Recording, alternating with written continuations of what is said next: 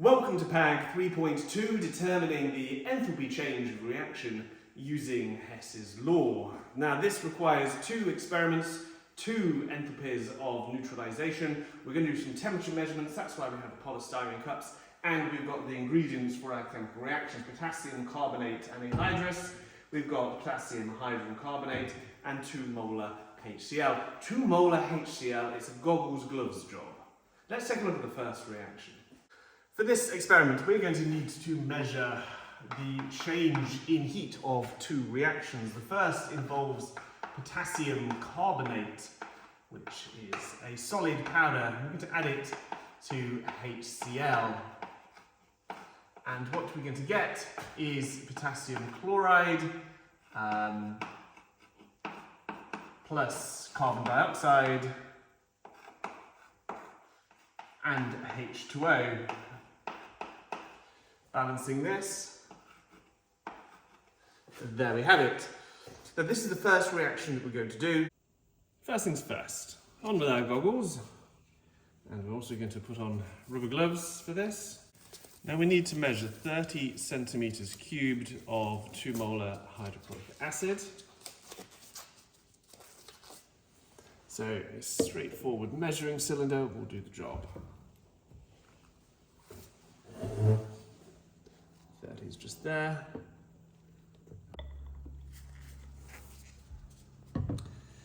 Any little spills like this, we get some tissue and we'll dry it, because we don't want to accidentally put our hand in this later or another person put their hand on this table.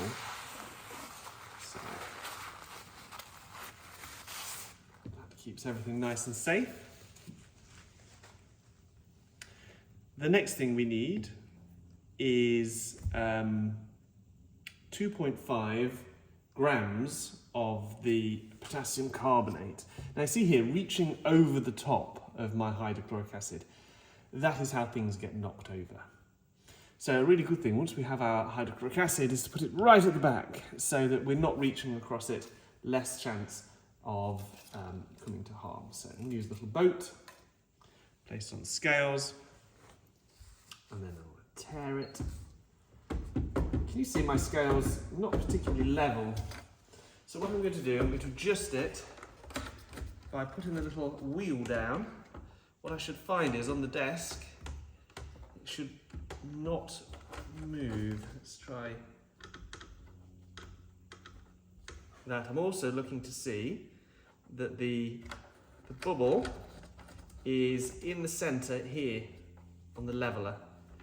That's very straightforward, very strong. Okay, so now we go again. We tear it. So 2.5 grams of potassium carbonate.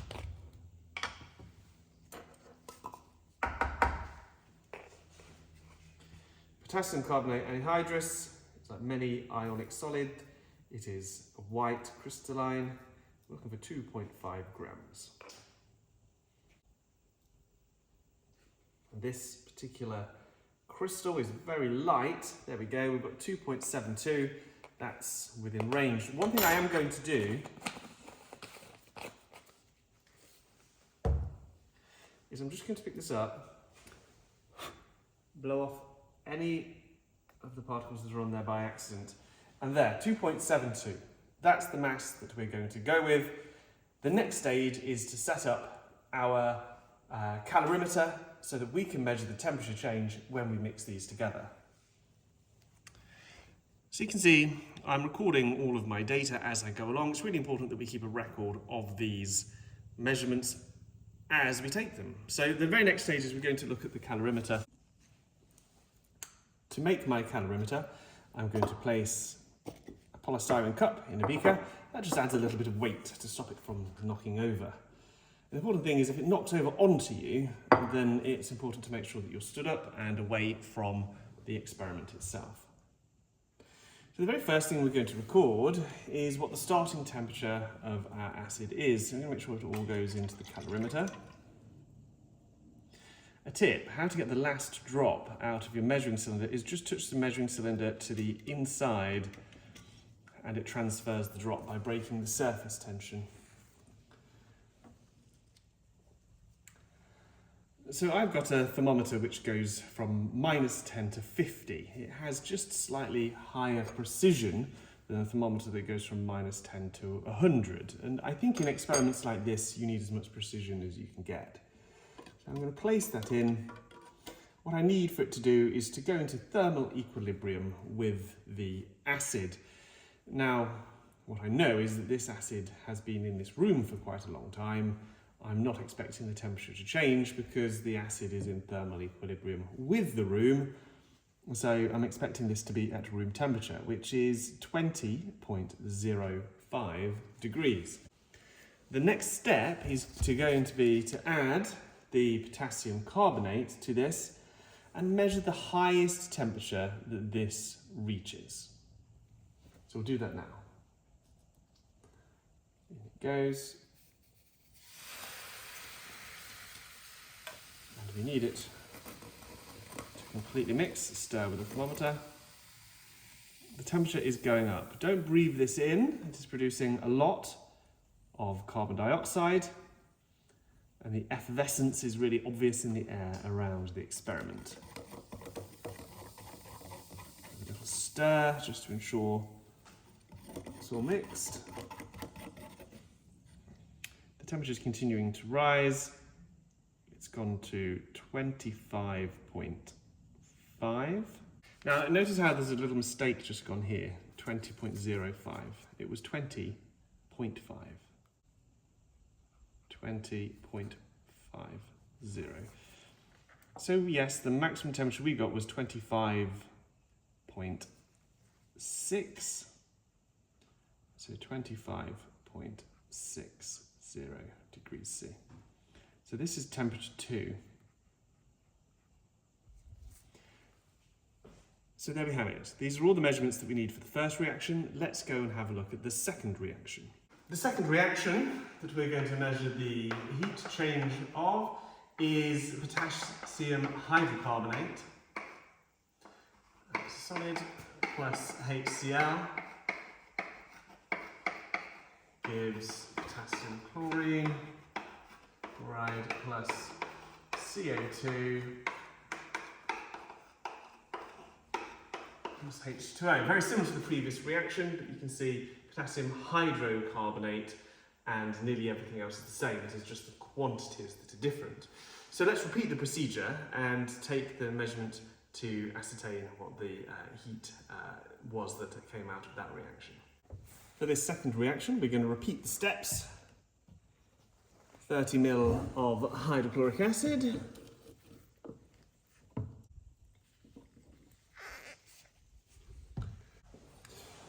We need to measure between 3.2 and 3.7 grams of the potassium hydrocarbonate. Now it's worthwhile making sure that you've cleaned everything. So we've got a nice clean spatula. We've got a new weighing boat. So between 3.2 and 3.7. Now this is a little bit claggy.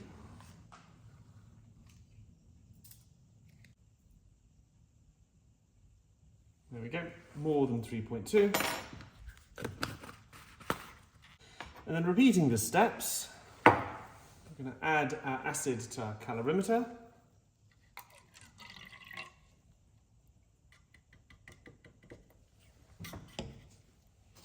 Measure the temperature of our acid to start with. So the volume of the HCl was 30.0 centimeters cubed.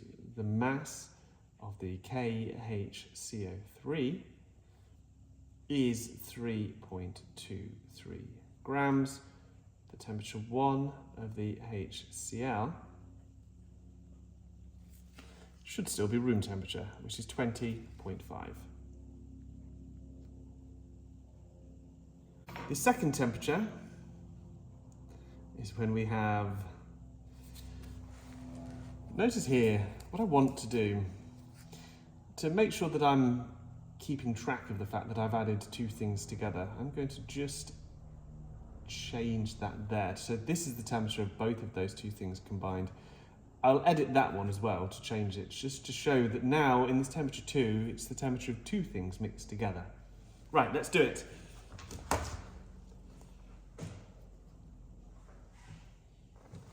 Three, two, one.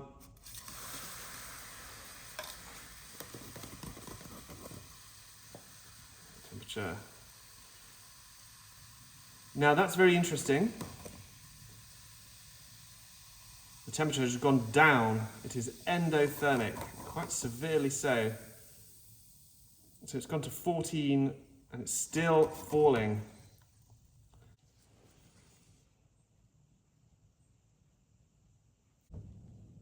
So here I've recorded my results.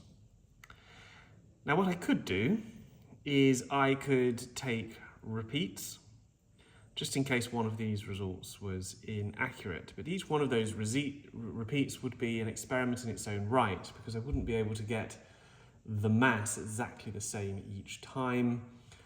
So really, repeats would perhaps validate your result, but they wouldn't be able to show whether or not individual data points were correct. So we'll save doing repeats for now, and the only reason I think I'm going to do repeats is if my answer's nowhere near what I expect it to be at the end from theoretical values. What I'd like now to do is work out the amount of heat either absorbed or evolved by these processes. Some information that we need to know.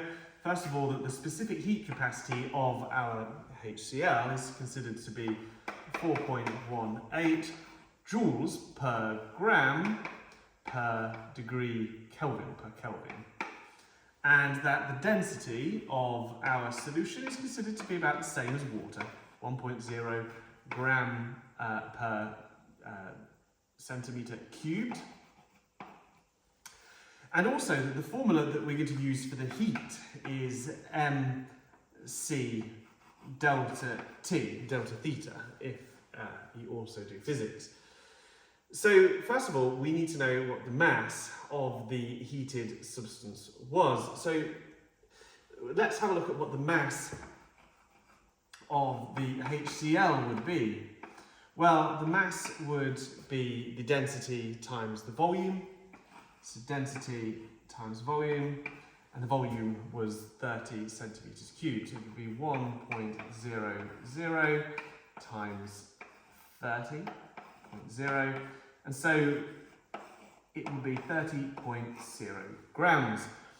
The mass in this case, so the mass for the first experiment of HCl plus the mass of the potassium carbonate, KtCO3, would be equal to the mass of the HCl, which would be 30.0, plus the mass that we recorded, which was 2.76. 2.72. And so we'll find out what the mass of that was. 30 plus 2, well, it's 32.72. Why am I doing this in the calculator? It's sometimes good to check. 32.72 grams. Now what we can do is we can put the information that we know to work out the heat change. So heat, and we're talking, this is for experiment 1 here. So basically this is the heat change of experiment 1. It's going to be equal to N, the mass that was heated, 32.72, multiplied by the specific heat capacity of the substance, 4.18, multiplied by the temperature change. Now we got a temperature change of, so it's 25.6 minus 20.5.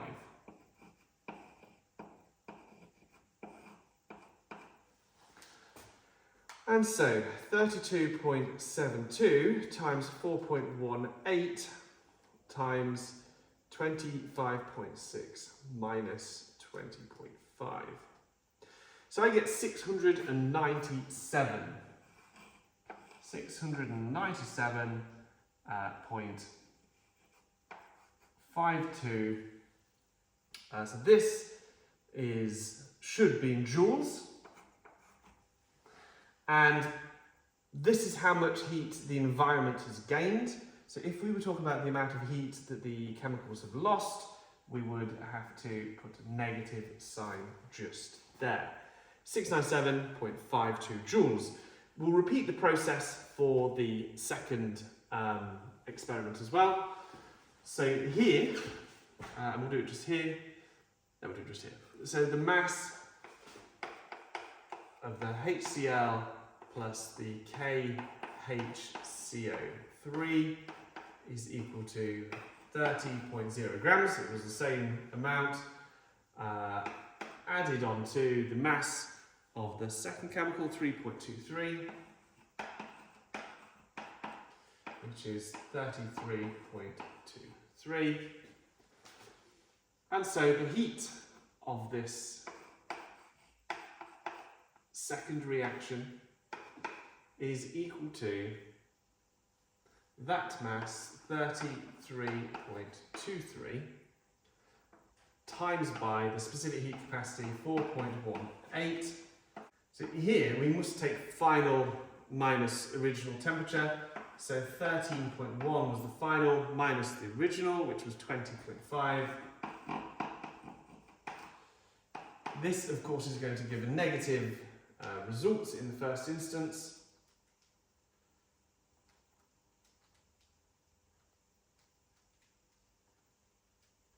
So negative 1027.87 joules. The environment has lost heat, but the chemicals must have gained heat. So we're going to turn that negative loss of the environment into a positive gain of the chemicals. So we're going to leave it as a positive answer here. The next thing I want to do is to work out the enthalpy change of the reaction. Now that is the amount of heat per mole. And so we need to know how many moles of these two solids have reacted in this case. And for that, we need to know what the molar mass of each of those solids are. So the molar mass of K2CO3 is going to be equal to 39 times 2, because the mass of potassium is 39, plus 12, the mass of carbon, plus the molar mass of oxygen, which is 16 times 3. So we've got 39 times 2, plus 12, plus 16 times 3. So we get 138 grams. The molar mass of the potassium hydrocarbonate is going to be 39 plus 1 plus 12 plus 16 times 3.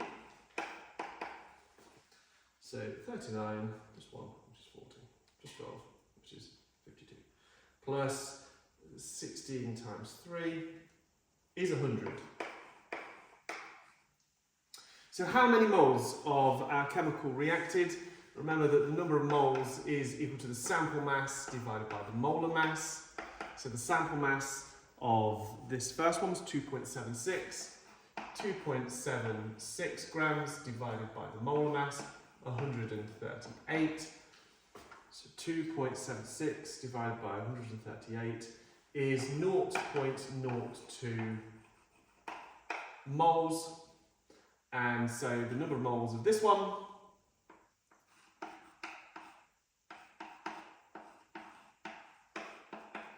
is equal to the sample mass, which was 3.23 divided by 100, which is going to be 0.0323 moles.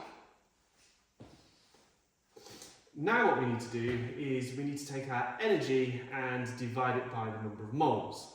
And this is going to give us our enthalpy of the reaction. So the very first one is going to use this value of energy, which is equal to minus 697.52 divided by the number of moles, which was 0.02.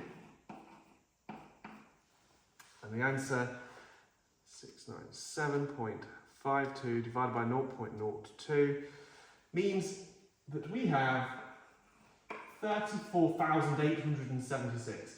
Now, we tend to give these enthalpies in kilojoules per mole, so I'm straight away going to convert that to 34.876 kilojoules per mole. And the second reaction, which we calculated there, which was 127.87 divided by 0.0323, which was the number of moles of that solid that reacted. 1027.87 divided by 0.0323. And so we have 31.823 kilojoules per mole. Let's make sure that we keep our convention.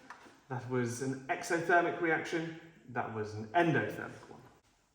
We're now asked to consider this thermal decomposition of potassium hydrocarbonate, and it is turning into potassium carbonate. Now, one of the things to think about is that both of these substances can be made from the basic ingredients that we find common to both of them. What we found were the products of the reactions that we have just conducted. So if we put two potassium chlorides down here and two H2O and two CO2, these are the basic ingredients for making all of those things up there. Now, if we draw a Hess's diagram down to here, then what we find is that we can make this occur just by the addition of HCl. That we have potassium hydrocarbonate turning into potassium chloride with the addition of HCl. That was this reaction. That was what we called delta H2. Now here, what we can have is the potassium carbonate turn into potassium chloride, also with the addition of two HCl. And we called that delta H1. Now, one of the things that we are interested in, I'm going to use a different colour, use blue, is how much energy here are we going to have released from this thermal decomposition? Well, what we realise through Hess's law is that all routes will actually produce, will be energetically equal. And so going from here to here would be the same equivalent as going from here down to here and then back up to there. And so what we must do to calculate the enthalpy change of this reaction is we've got to get this the right way round, it's going to be this one minus this one. It's that one minus that one. So let's put numbers in and find out. So H2 for us was 31.823 minus negative 34.876. Calculator. So 31.823 minus negative 34.876. And we get 66.69, well, round up, 699 kilojoules per mole, which we can now compare to the experimental value. So our answer here was positive, 66.699. And it means that this has taken in energy. It is essentially endothermic, this reaction. But it's thermal decomposition, so we've heated it in order to make this reaction happen. We've put heat in and this reaction has occurred. So we expected it to be positive. Now the correct answer and the value is 95 kilojoules per mole. So the theoretical is, what did I just say, 95 kilojoules per mole. What is our percentage difference? So 95 minus 66.699 divided by 95 times 100.